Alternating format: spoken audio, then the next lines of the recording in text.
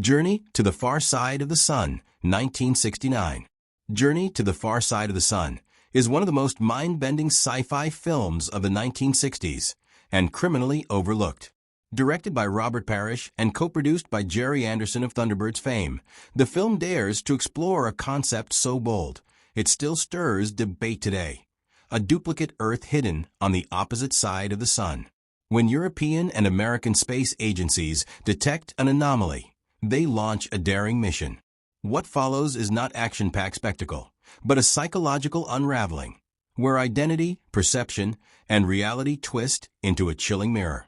With stunning practical effects and detailed model work that rival anything Hollywood offered at the time, the film reflects the Cold War paranoia of the era. Actor Roy Thins delivers a restrained, paranoid performance that enhances the tension. Behind the scenes, it's rumored that NASA engineers were shown the film privately as a discussion starter on deep space physics, a claim still debated in fan circles. Unlike today's over-explained plots, this film leaves viewers with existential questions and haunting silence. Forgotten by time, Journey to the Far Side of the Sun delivers cerebral science fiction that today's blockbusters rarely dare to touch. The Day of the Tripfids, 1962. Long before zombies ruled the screen, The Day of the Tripfids terrified audiences with a very different kind of apocalypse, one where nature fights back. Based on John Wyndham's best-selling novel, this 1962 British film unfolds after a dazzling meteor shower blinds most of Earth's population. But the real horror? Genetically engineered plants, called Tripfids, towering, venomous, and mobile, begin to hunt the helpless. It's a chilling metaphor for science run amok and humanity's overconfidence in controlling nature. While modern blockbusters drown in CGI, Tripfids relied on eerie practical effects and atmospheric tension. The film jumps between a blind, crumbling civilization and the last few sighted survivors, including Howard Keel's character, who becomes the unlikely hero.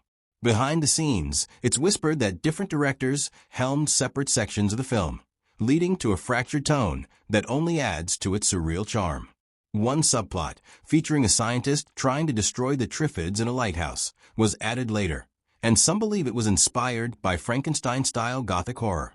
Though often overshadowed, The Day of the Tripfids remains a terrifying vision of collapse and survival, one that modern cinema has yet to truly replicate.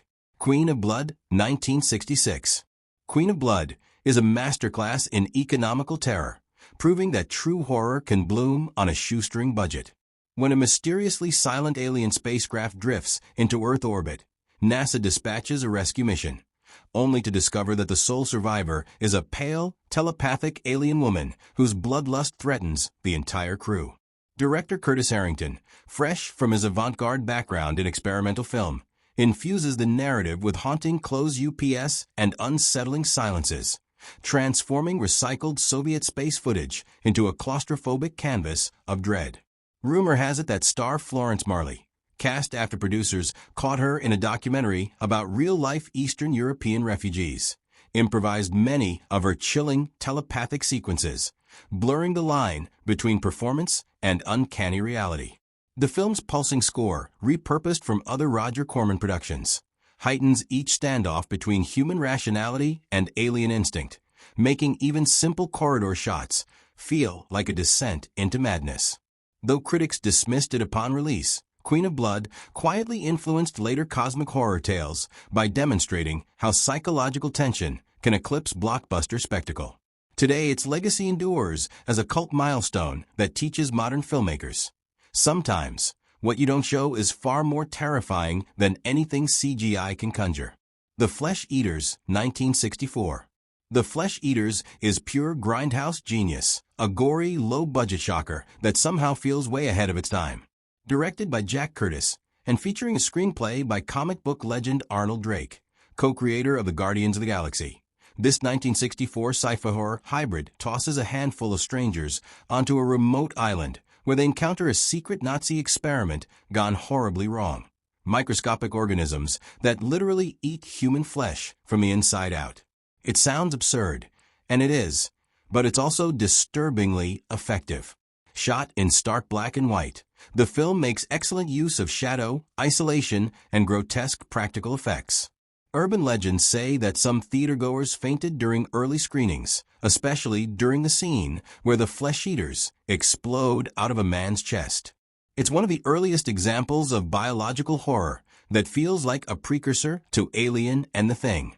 Despite its grindhouse label, there's an unsettling intelligence behind the madness, tackling Cold War paranoia and the dangers of unchecked science.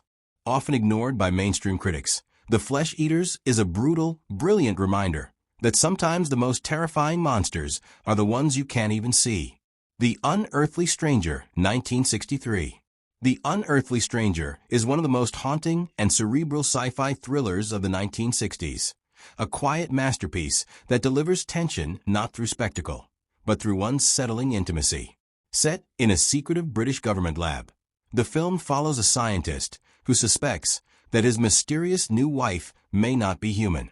Directed by John Krish, the movie blends espionage paranoia with eerie alien menace, creating a mood that feels like Invasion of the Body Snatchers crossed with a Hitchcock slow burn. Patricia Neal's chilling performance as the enigmatic wife is so subtly terrifying that some critics believe she inspired later femme fatale alien characters in films like Under the Skin. There's a cold, hypnotic stillness to her presence. Rumors even swirl that her role was modeled after real-life government files on alleged extraterrestrial contact, though nothing was ever confirmed. Filmed in stark black and white, with long shadows and tight framing, The Unearthly Stranger plays like a waking dream, calm on the surface, but hiding a constant pulse of dread underneath.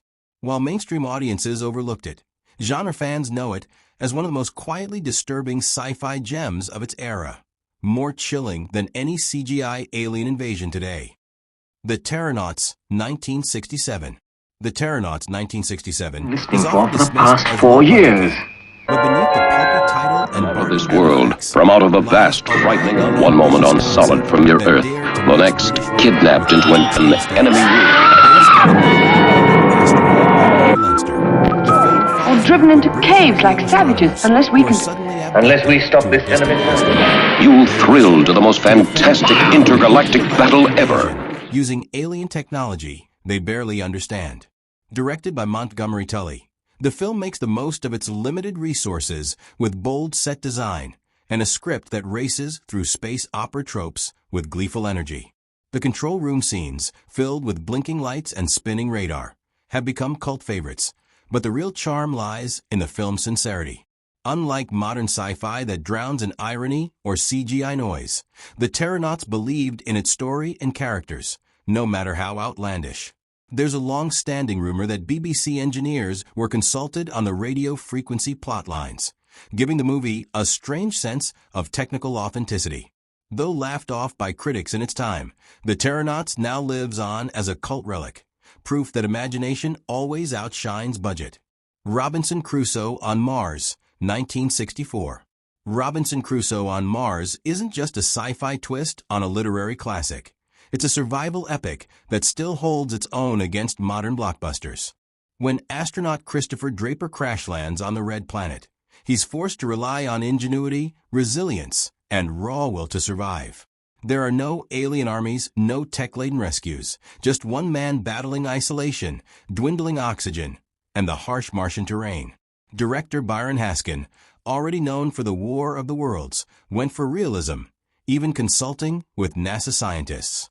Rather than build fake sets, he shot in California's Death Valley, using natural landscapes and clever cinematography to make Earth feel alien.